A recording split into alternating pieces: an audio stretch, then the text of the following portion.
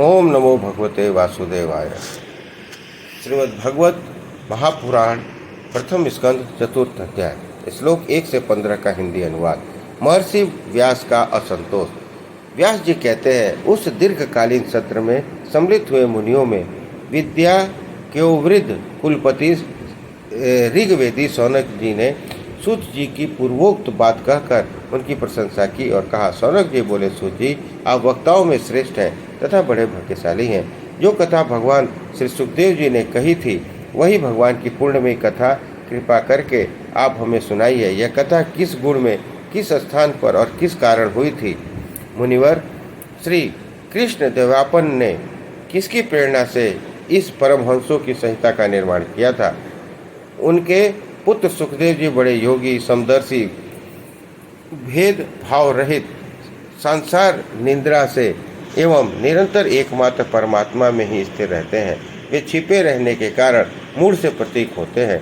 व्यास जी जब संन्यास के लिए वन की ओर जाते हुए अपने पुत्र का पीछा कर रहे थे, उस समय जल में स्नान करने वाली स्त्रियों ने नंगे सुखदेव जी को देखकर तो वस्त्र धारण नहीं किया, परंतु वस्त्र पहने हुए व्यास जी को देखकर लज्जा से कपड़े पहन लिए।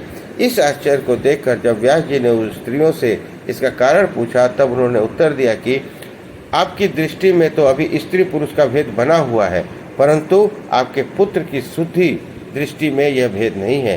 करुणाजंगल देश में पहुंचकर हस्तिनापुर में वे पागल, गूंगे और जड़ के समान विचरने लगे। नगरवासियों ने उन्हें कैसे पहचाना? पांडव नंदन राशि परीक्षित का इस मौनी सुखदेव जी के साथ संवाद कैसे हुआ जिससे यह भगवत संहिता कही गई? महाभाग श्री सुखदेव जी तो गृहस्थों के घर में तीर्थ स्वरूप बना देने के लिए उतनी ही देर दरवाजे पर रहते हैं जितनी देर में गाय दूही जाती है।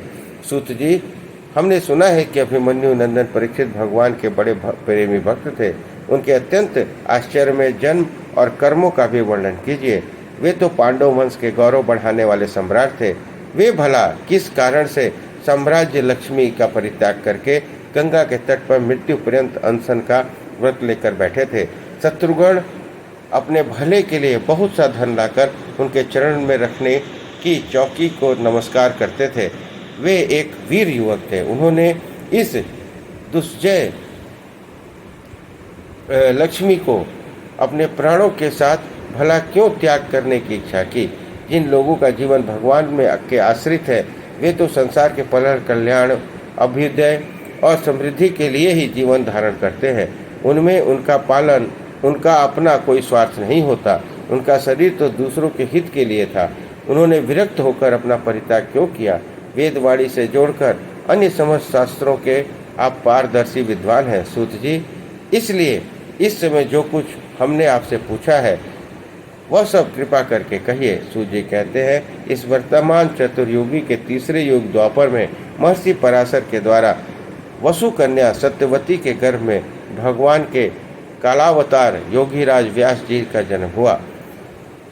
एक दिन वे सूर्योदय के समय सरस्वती के पवित्र जल में स्नान आदि करके एकांत पवित्र स्थान पर बैठे हुए थे।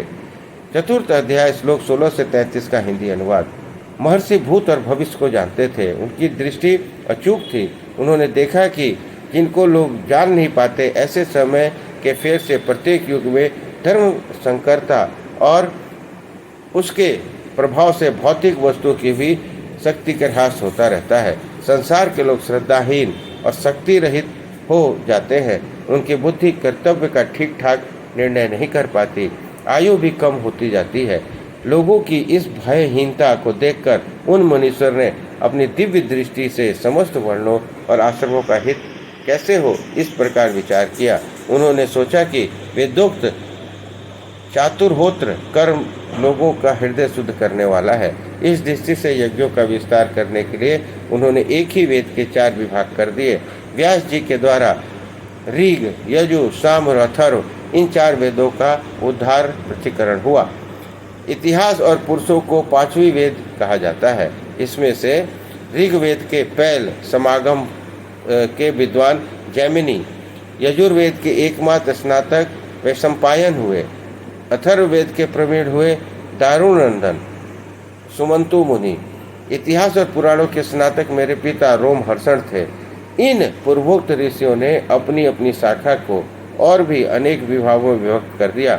इस प्रकार शिष्य प्रशिष्य उनके शिष्यों द्वारा वेदों की बहुत सी शाखाएं बन गई।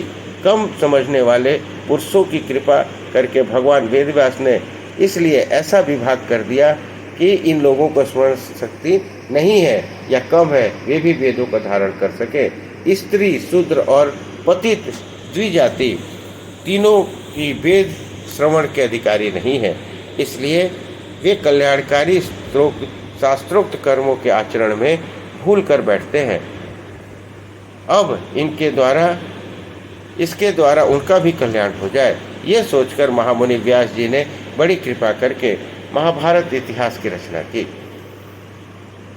शौनकादि ऋषियों, यद्यपि व्यास जी इस प्रकार अपनी पूरी शक्ति से सदा सर्वदा प्राणियों का कल्याण में लगे रहते हैं, तथापि उनके हृदय को संतोष नहीं हुआ। उनका मन कुछ खिन्न सा हो गया। सरस्वती नदी के तट पर एकांत में बैठकर धर्मवेता व्यास जी मन ही मन विचार करते हुए इस प्रकार कहने लगे, मैंने निष्कपट भाव से ब्रह्मचर्यावादी व्रतों का पालन करते हुए वेद, गुरुजनों, अग्नियों का सम्मान किया है और उनकी आज्ञा का पालन किया है। महाभारत की रचना के बहाने मैंने वेद का अर्थ तो खोल दिया है, जिससे स्त्री, शूद्र आदि भी अपने अपने धर्म कर्म का ज्ञान प्राप्त कर लेते हैं। यद्यपि मैं ब्रह्म तेज से संपन्न और समर्थ हूँ, यद्यपि मेरा हृदय कुछ अपूर्ण काम सा जान पड़ता है। अवश्य ही यह मैंने भगवान को प्राप्त कराने वाले धर्म का प्रायः निरूपण नहीं किया है। वे ही धर्म परमहंसों को प्रिय है और वे ही भगवान को भी प्रिय है। हो न हो मेरी अपूर्णता का यही कारण है। श्री कृष्ण द्वयापन व्यास इस प्रकार अपने को अपूर्ण सा मानकर जब खिन्न हो रहे थे, उसी वक्त पूर्वोक्त आश्रम पर देवर्षि नारद जी का पहुंच गए।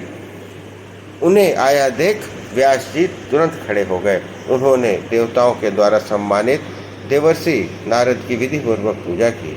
इस प्रकार श्रीमद् भगवत महापुराण प्रथम स्कंद चतुर्थ अध्याय संपन्न हुआ। बोलिए कृष्ण भगवान की जय।